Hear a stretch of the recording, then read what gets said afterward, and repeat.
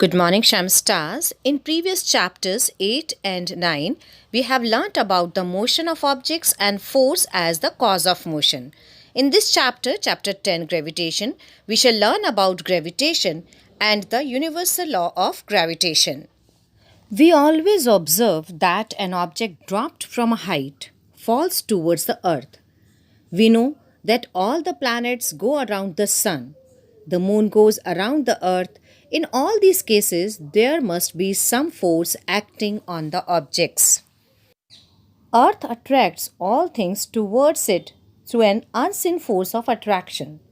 This force of attraction is called as gravitation or gravitational pull.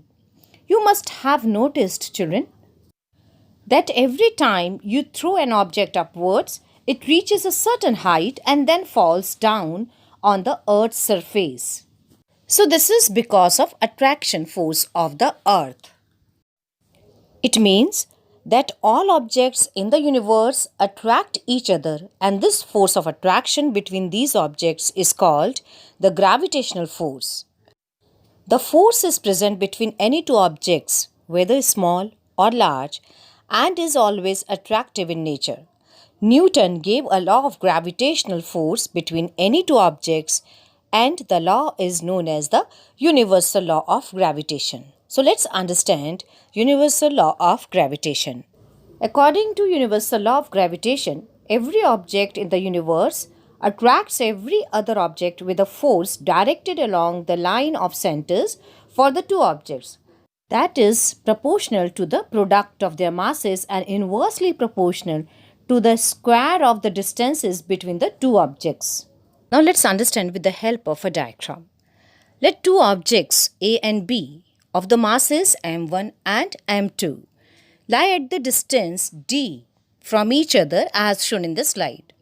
Object A, which is bigger one, we can assume in this slide, object A experiences a force, that is FAB, due to gravitational attraction of object B, which is smaller in this slide.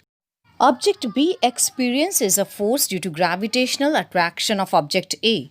The two forces are exactly equal in magnitude. As per law of gravitation, the force between them is directly proportional to the product of their masses, so it will be F directly proportionate to m1, m2. The force between the objects is inversely proportional to the square of the distance between them. So, F inversely proportional to 1 upon d square. On combining these equations, we get force directly proportional to masses and inversely proportional to square of the distance between them. Or we can write force is equal to G m1 m2 upon d square, where G is the constant of proportionality and is called the universal gravitational constant. So children, this is all about the gravitation and universal law of gravitation. In next presentation, we will talk about universal gravitational constant and importance of the universal law of gravitation. Thank you, Shem Stars. That's all for today. You can drop your queries on Google Classroom. Take care.